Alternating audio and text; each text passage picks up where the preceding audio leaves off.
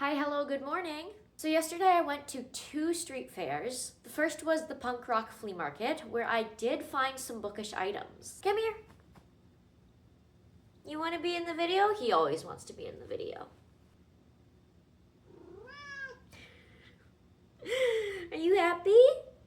And the second market I went to was a night market called the Witch's Veil. I wish I'd gotten some footage of that one because people dressed up for it. It was so fun. All of the vendors were like selling things right up my alley, like corsets and witches hats and amazing prints. I got some amazing prints. But I digress. The main reason we are here is to show you the bookish items I got.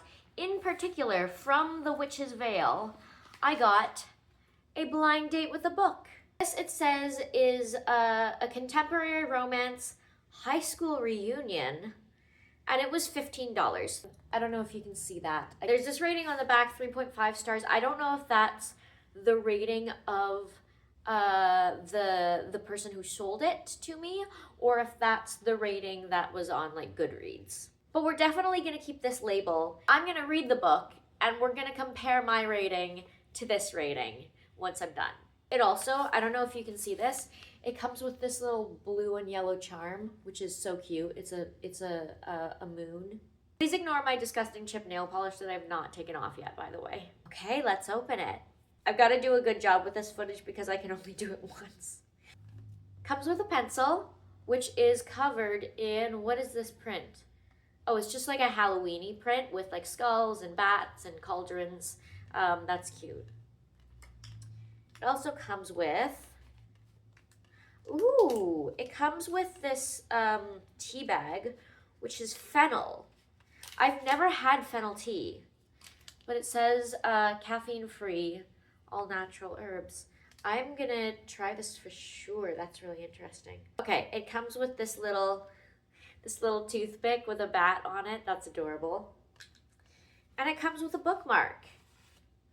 This is super cute. It's a skeleton, but he's reading. And then on the back, it's like coffin shaped, of course. So there's the outline of the coffin and it's bookshelves. That's super, super cute. Oh, one more thing. There's a sticker here. It's a mushroom. Oh my God, that's adorable. I'll keep it in the light. I just realized that. I'm really into mushrooms. I'm kind of obsessed with mushrooms. It's a whole thing. So, little mushroom. That's so cute. Anyway, yes, breaking the seal on this. Actually, you know what? I think I've got scissors right here. I think I'm just gonna cut the twine. Okay, here we go. Whoops. There goes the label. We're gonna keep that, and then we're gonna just rip this paper. Ooh, okay. So the book is Ellie is Cool Now, which is by Victoria Fulton and Faith McLaren. A little blurb on the front of the book says that the only thing worse than high school is going back. When was this published? 2023. To our real life crushes, and then they name them. That's hilarious. So it says, TV writer Ellie Jenkins worked her butt off to put her nerdy outcast teen years behind her. So there's a certain delicious irony in that she works for a hit show about popular high school kids when she was so not cool. And now she's been offered the promotion of a lifetime if she attends her reunion. But Ellie's memory of high school hell isn't nearly as traumatic as the reality. No one at the reunion is what Ellie expected.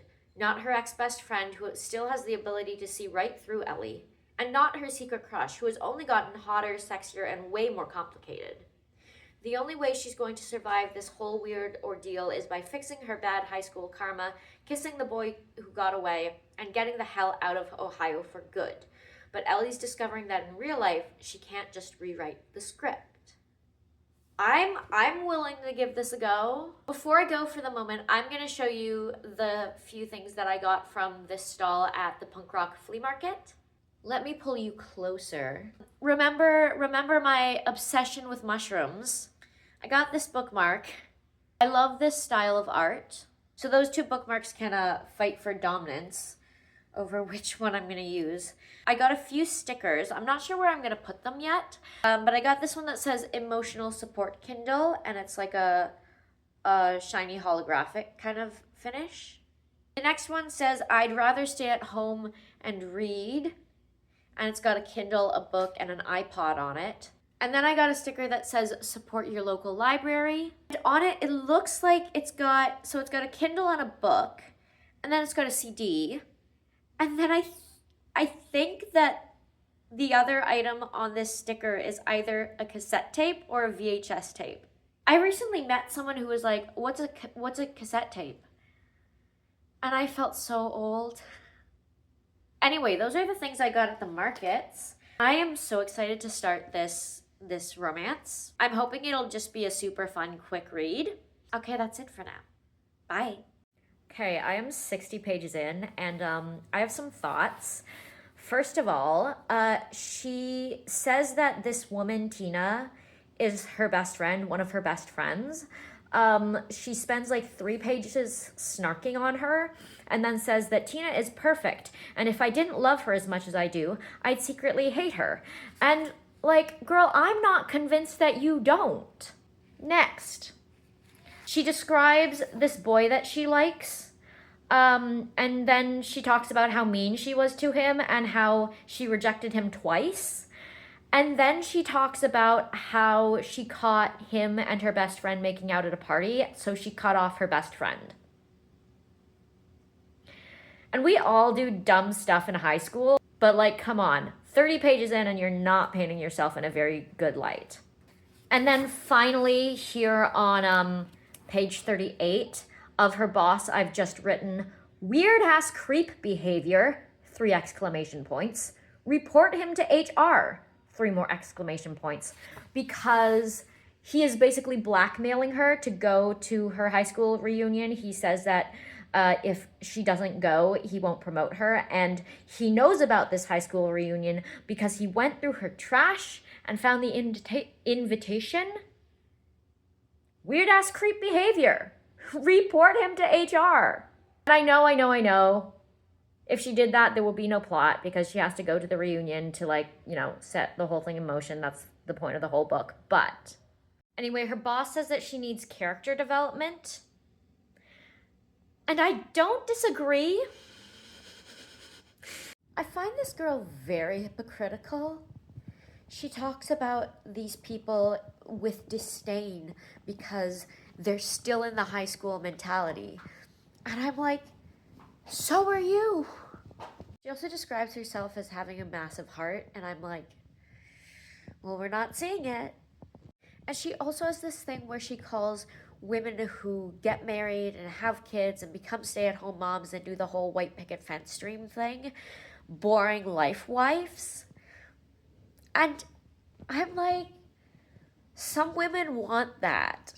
Some women are happy doing that. Leave them alone. Like, that's so mean to me. I mean, like, not everybody's version of success looks like yours, you know? Okay, hi, hello. Yes, I have finished Ali is Cool now, and we are going to review my thoughts. So yes, she gets blackmailed by her strange, creepy boss to go to her high school reunion in order to get a promotion. Oh, and I should mention that this ends up hinging specifically on her completing a list that her friends make up for her, which is like, make out with best looking, get a drink with best all around, doing tasks with different specific people from the reunion. And her boss not only went through her trash to get the invitation to the reunion, he also goes through her emails to find out about this list that her friends send her. Very strange behavior. Anyway, so she's working on this list. That's the major plot line. And then there's 2 subplots. There's this romantic subplot, and there's also this subplot with her ex-best friend, who is now an alcoholic, etc. And I thought both were okay, but I would have liked a little more depth to both. I mean, this book is only what? Like 333 pages? So it is a lot to fit into one book. Her boss's main thing is that he wants her to become less cynical and less judgmental and gain a new perspective on life by going to this reunion, because that's something that happens. But she does actually end up feeling different about high school in the end. At the beginning, she's very, very traumatized by high school because she was solidly mediocre. But at the end, she's decided that it wasn't so bad, and the people aren't so bad, and where they've all ended up isn't so bad. And I have no idea how she got to this conclusion because there's so much stuff going on, so much with the romance, so much with her friend. I really don't know how she arrived at the conclusion that high school is not so bad. We didn't really get an inner monologue that progressed in that direction. Something I did like about this book is I did like that the climax of the book was not a third act breakup. I mean, there was a third act breakup, but the main event was kind of her best friend, what happened with her best friend. So I did appreciate that. What else can I say about this? Yeah, on page 228, I've written, okay, it has its moments. Overall, I was thinking about it. I was torn between a 2 and a 2.5, which is 1 or 1.5 stars lower than this 3.5 rating that the little tag it came with gave it. I was torn between a 2 and a 2.5, but I was thinking, like, recently I rated Heated Rivalry a 2, I believe, and I rated Variation a 2.5, and I think we're going to cheat. I think we're going to split the difference and go 2.25, since Storygraph does allow me to do that. I really didn't dislike this book. Like, if I disliked the book, it would be a 1. I had a lot of problems with the book, and I found the main character unlikable overall, although that, I believe, was probably the point at the beginning. And yeah, the book had some weird pacing issues, and I hated the boss. However, I didn't dislike the writing, and I didn't dislike the way it ended. I didn't dislike the overall trajectory of the thing. It definitely wasn't high school reunion in the way that I expected it to be. So I think we're going to split the difference. We're going to give it a 2.25 stars. And I think that's where I'm going to leave you. Thanks for watching. I will see you in the next one. Bye.